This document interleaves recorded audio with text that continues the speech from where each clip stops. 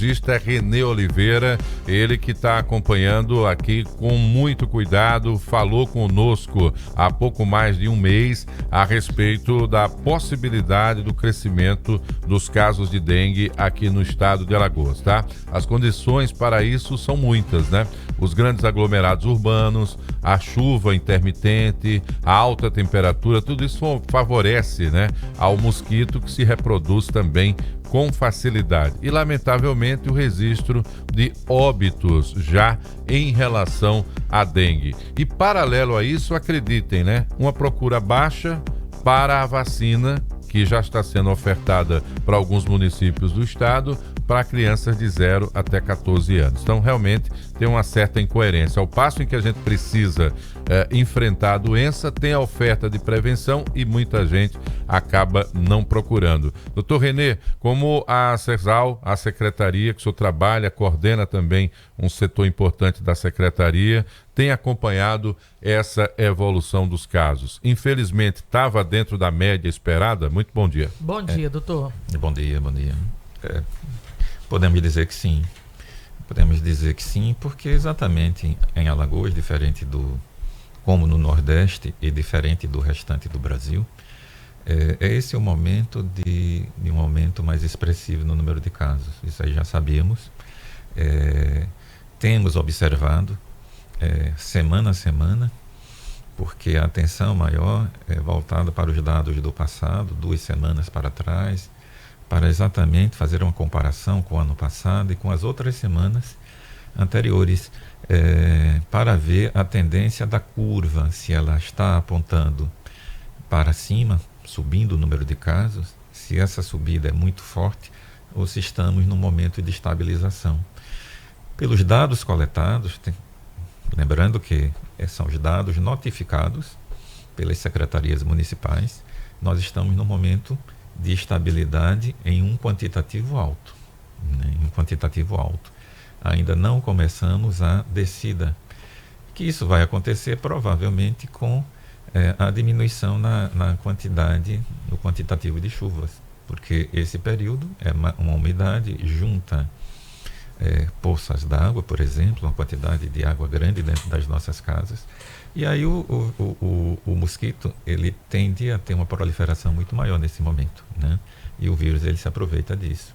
Então, a quantidade é elevada, sim, isso estava dentro do que esperávamos, e não podemos nunca esquecer, se nós temos uma quantidade grande de casos, nós temos também uma quantidade razoável de pacientes que caminham para a gravidade. O cuidado tem de ser nesse momento, naquele paciente que está caminhando para um quadro de gravidade, né? Doutor Renê, a gente tem nesse momento 15 mortes em investigação por dengue aqui em Alagoas. São casos que evoluíram muito rapidamente para a forma grave da doença. Quando a gente fala em dengue, a gente fala em quantos vírus? São 4. O dengue 1, 2, 3 e 4. Aqui em Alagoas nós temos a circulação de 3. Principalmente dengue 1, que é o vírus da dengue tipo 1, sorotipo 1, em uma quantidade bem maior. 2, que já foi mais prevalente no passado. E o 3, um caso único, que isso aí é enganoso, né? Com certeza ele está circulando em uma quantidade maior, que é o 3, que foi naquela região de Atalaia. Então, provavelmente nós estamos num momento de mudança de sorotipo. Essa mudança, ela sempre é acompanhada pelo aumento do número de casos.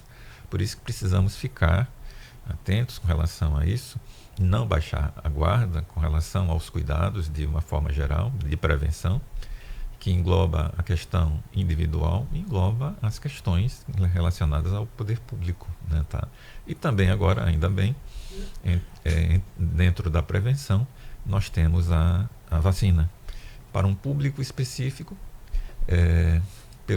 o ideal era que tivéssemos uma quantidade grande de vacinas, mas nós não temos, precisamos escolher. O Ministério da Saúde fez uma escolha em cima de dados epidemiológicos, lógico, Mas no futuro eu acredito que nós teremos uma possibilidade do uso numa população geral. Isso vai trazer um benefício enorme.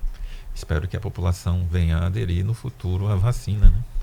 Isso que é o mais importante, né, Thaís? Se eu só falar os números, aí você já emenda a sua pergunta, né? Só complementando, vai lá. Para confirmar aí exatamente esse aumento de casos. A semana epidemiológica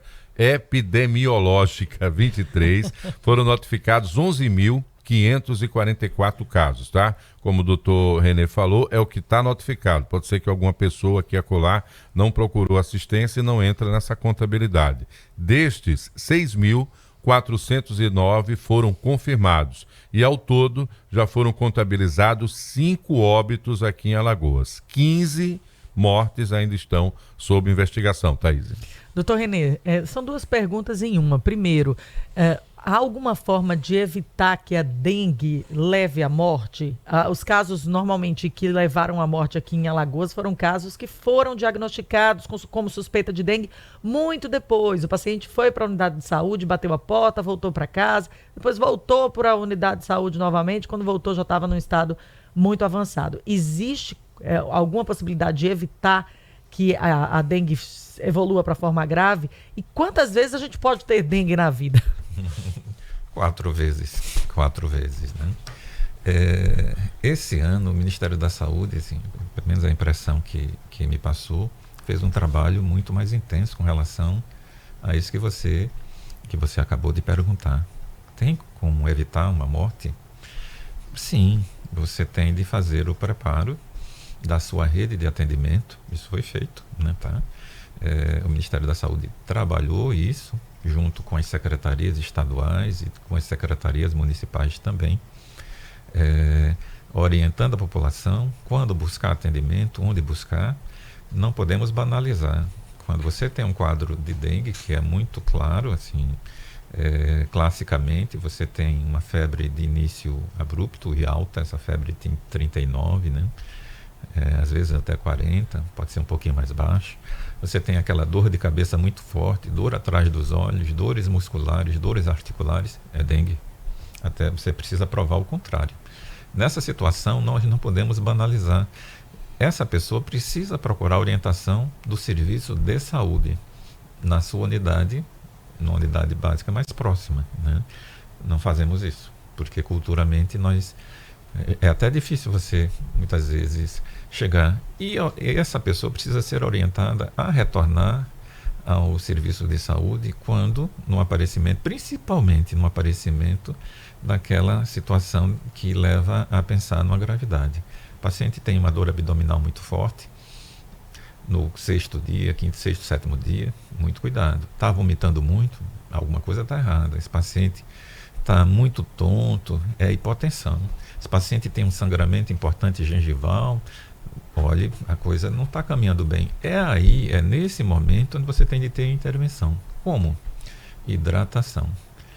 A hidratação do paciente com dengue em casa é oral, muito importante.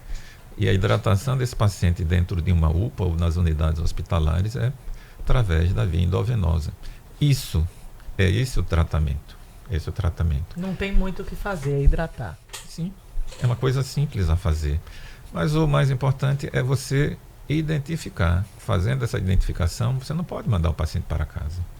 Nós não podemos fazer isso. O paciente ele precisa ficar em observação algumas horas, por exemplo, quando uma situação dessa, ver como é que ele vai evoluir. Sendo acompanhado, né? Monitorado ali todo o seu quadro. O quadro de dengue pode levar à formação de trombos? Pode sim. Pode temos de considerar o seguinte: qual é a situação de base daquela pessoa? Uhum. É um diabético, né? Esse é um diabético, é um hipertenso, um cardiopata que faz uso de anticoagulante, que aí vai complicar mais ainda. Certo. É uma criança com menos de 2 anos, ou é um jovem, ou é um adulto que não sabe quais os seus problemas de base. Entendo. Muitas vezes isso acontece, né? A pessoa não sabe, né? É saudável, mas não. E no caso de você ter a formação de trombos, alguma coisa do ponto de vista hematológico poderia estar presente ali. Porque na maioria das vezes o paciente ele tem sangramentos, né? É a base. Mas formação de trombo pode acontecer? Pode sim. Então quer dizer que a condição clínica da pessoa, associado ao caso da dengue, ou ela sabendo ou não, de alguma forma, pode levar a algum agravamento. As chamadas comorbidades. Comorbidades e aqueles quadros de maior risco, por exemplo, uma gestante. A gestante, ela tem uma mudança grande no seu corpo devido à gestação, do ponto de vista hormonal, né? A presença do feto, né? A gestante é um exemplo clássico de um cuidado extra com relação à dengue. Muito cuidado. As crianças menores também, porque o sistema imunológico das crianças pequenas, assim, 2 anos, né, é imaturo. E os idosos, porque o sistema imunológico da pessoa está muito, do idoso está muito fragilizado já, né? Doutor Renê, é fake news dizer que uma pessoa que já foi contaminada pela dengue uma vez tem a possibilidade de, numa nova contaminação, evoluir de forma mais rápida para a forma grave da doença? A dengue é uma doença de baixa letalidade. Por exemplo, no Brasil todo, agora, nos últimos anos, é que chegamos a um patamar de 1.000 mortes por ano, né? Quando você olha o universo todo, é pouco. Mas são mortes evitáveis, é lógico, a gente tem que pensar dessa forma. Se você teve o primeiro quadro, a chance de você caminhar para a morte em 1.000 é 0,03 ou 0,4, se não falha a memória. Então é menor. É menor, a primeira. Se você já, na segunda, esse número ele é multiplicado por 100, vai para em torno de 3% dos casos graves, né? A pessoa que caminha para um dengue grave acaba morrendo em 1.000, num percentual de 3%, né? E são muitas as dúvidas envolvendo ainda a dengue e as doenças provenientes do mosquito Aedes aegypti, Zika, chikungunya, que também estão aí, estão registrando aumento de casos. Atenção ao controle do mosquito, esse é o principal alerta, a principal recomendação das instituições, dos médicos e de todos nós, né, que temos esse dever de cuidar da água parada. Então, nossos agradecimentos aqui ao médico infectologista, Dr. Renê Oliveira, pelos esclarecimentos, por explicar um pouquinho como é que funciona o vírus da dengue, como é o tratamento e os sintomas que precisamos todos ficar atentos. Obrigada, Dr. Renê. Eu que agradeço. Valeu. O nosso trabalho, Thaís, é levar informação, né? Sem dúvida. Assim como a secretaria acredita, doutor Renê e todos os especialistas, só a informação ela pode levar a uma postura diferenciada das pessoas em relação a não permitir presença de lixo próximo à sua casa, terreno baldio, água acumulada em plantas, água acumulada na calha da sua casa. Aproveite esse final de semana, mobilize os seus familiares para fazer essa limpeza.